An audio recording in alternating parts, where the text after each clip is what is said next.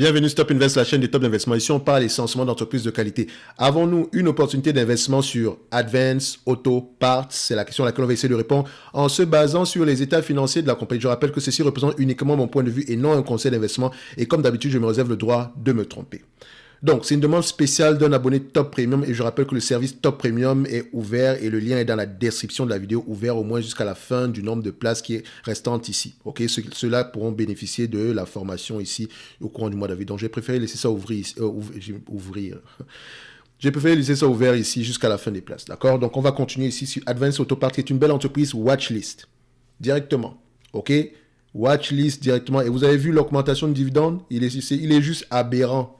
Ok, donc comme je dis toujours ici, toute entreprise est destinée à payer un dividende tôt ou tard. Ce n'est pas parce qu'on n'en paye pas un qui n'y ressemble pas à 4 ou 5% ici aujourd'hui que demain vos rendements sur coût d'acquisition ne sera pas important. Et je dis toujours une chose, réfléchissez en termes de rendement sur coût d'acquisition.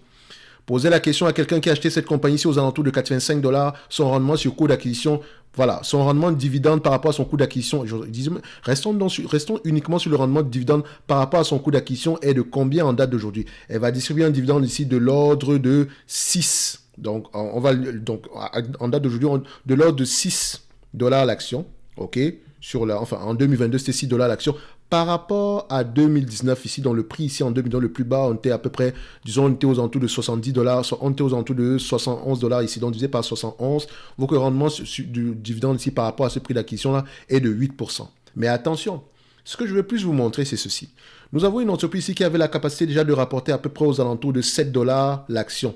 Ok, 7 $ l'action, on vous a vendu cette entreprise aux alentours de 71 $ l'action en 2019 et il y avait une certaine croissance également dessus. Ok, donc vous pouvez déjà voir ici que vos rendements du dividende par rapport, vos rendements des free cash flow par rapport à votre coût d'acquisition à cette période-là était déjà de 9%. Donc tôt ou tard, si elle arrive après un dividende ici, vous aurez eu un prix plus élevé que ça. Vous aurez eu un rendement de dividende plus élevé que ça parce que votre rendement de free cash flow était déjà assez élevé au niveau de ce prix d'acquisition-là. D'où l'important, généralement, c'est de réfléchir en termes de rendement de free cash flow. Rendement de free cash flow ou bien earning per share yield ou bien rendement de bénéfice net. Le rendement de dividende va suivre après. L'essentiel, c'est que vos bénéfices nets soient stables et croissants dans le temps. OK? Est-ce que ça vaut la peine que je parle de cette compagnie ici en termes de croissance de revenus, etc.? Je pense que vous la connaissez très bien. Advance Auto Parts ici vend quoi? Qu'est-ce qu'on fait exactement ici? C'est une entreprise ici qui vend à peu près voilà, des pièces détachées pour le secteur ici de l'automobile. Donc, on dit quoi? Donc, premier distributeur nord-américain de pièces de rechange automobile. Le chiffre d'affaires par famille de produits se répartit comme suite, blablabla. Allez lire ça. Donc, c'est à vous de voir. Donc, pièces automobiles, on aime ça. OK?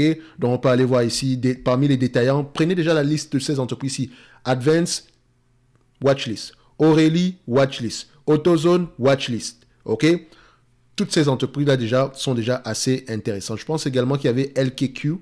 Je pense que c'est ça. On pourrait mettre également LKQ ici, mais elle n'apparaît pas sur cette liste-là. Je ne sais pas d'ailleurs pourquoi. On pourrait mettre ici détaillant spécialisé véhicules automobiles. On va juste mettre ça là. Pas de Carvana, s'il vous plaît. Donc, 1, 2, 3. Watchlist. Watchlist. Watch également, je pense bien. Oui. Sonic également. Quelle autre entreprise? Camping World également, important. Ça peut également que la watchlist. Bref, uniquement 1, 2, 3, 4, 5, 6, 7. Donc les 7 premières là, vous les mettez dans la watchlist. D'Iteren ici, je n'ai pas encore regardé. Donc ça pourrait être intéressant. C'est une compagnie belge ici. Est-ce que c'est pas par hasard un conglomérat? Bref, on ira voir ça ici. Dans tous les cas de figure, on revient sur l'évaluation de AAP. Pour AAP ici, croissance des revenus, qu'est-ce qu'on a ici en date d'aujourd'hui? Croissance des revenus, magnifique, on aime ça. Est-ce que le gross margin suit? Et déjà, pourquoi est-ce qu'on a cette croissance de revenus là? Il me semble qu'on a dû faire une acquisition quelque part ici. Oui, ça se voit littéralement sur le cours de l'action, sur le revenu ici. On ne fait pas ce genre de croissance là en quelques jours. Quand on regarde ça ici, il n'y a pas de 37% de croissance aussi violemment. Ok, donc c'est clairement une acquisition à ces niveaux-là. Ok, on peut le mettre ici en yearly. Voilà. Une grosse acquisition ici, 50% ici de croissance en une année. C'est très rare, mais c'est justement une acquisition. Ok, donc on continue ici. Est-ce que nous avons des marges brutes stables? On va vérifier. C'est bien la croissance des revenus, etc. Mais vous constatez quoi? Après l'acquisition en 2013 ici, les marges brutes ont diminué. on était aux alentours ici de 45 à 50%, et là, on est aux alentours de, à peu près, même pas, on était aux alentours ici des 47 à 50% ici, et là, on se retrouve aux alentours de 44-45%. OK? Donc, les marges brutes ont diminué. Donc, peut-être qu'on a fait l'acquisition ici d'une entité qui n'a pas des marges assez élevées, ou bien qui n'avait pas encore, voilà, qu'on va essayer de stabiliser. Bref, ça dépend. On a fait l'acquisition de quoi? Bref, il faut aller vérifier ça, mais on voit clairement aussi qu'il y a eu un impact ici après cette acquisition. Mais marges brutes là, c'est bien. OK. On peut également vérifier, est-ce que les marges EBITDA ont suivi la même tendance ou bien sont restées plutôt stables? On regarde. On voit ici que ça n'a pas été facile en termes de marge EBITDA ici. OK. On voit qu'il y a une pression au niveau des marges EBITDA ici. Pourquoi? C'est la question qu'il faut que je me pose, enfin qu'on se pose en lisant les rapports financiers. On est aux alentours de 9% ici, alors qu'avant on était aux alentours de 11%.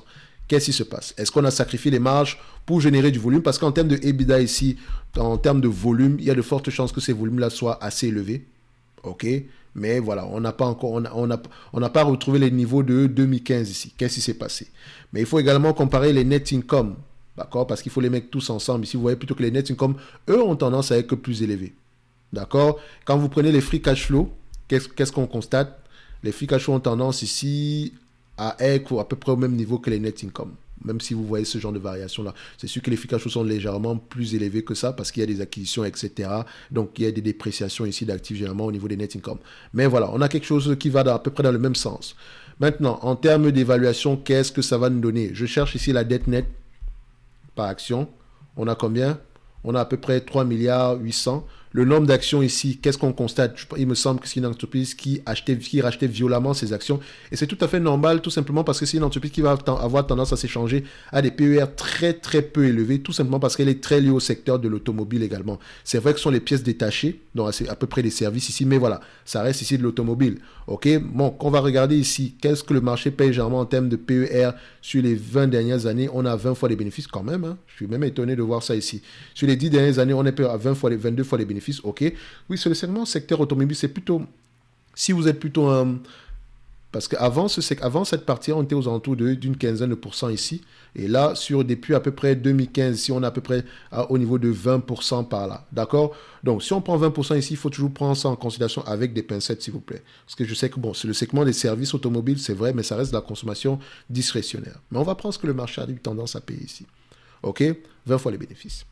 Maintenant, la dette nette par action ici donne combien? Quand on a une dette nette ici de 3 milliards 800, divisé par le nombre d'actions en date d'aujourd'hui, on a à peu près 59,62, divisé ici par 59,62, ça donne au total 63,73 dollars par action. 63 dollars et 73 sous par action de dette nette. Je viens ici. Est-ce que les analystes ont tendance à avoir raison par rapport à leur prévision des bénéfices nets ici? Oui. On va se dire ça. Ouais, c'est quand même, c'est un oui. Même si, voilà, c'est un oui. D'accord? Donc, sur les 10 dernières années, quand même, ils se sont trompés. Entre 2016 et 2018, ça a été compliqué.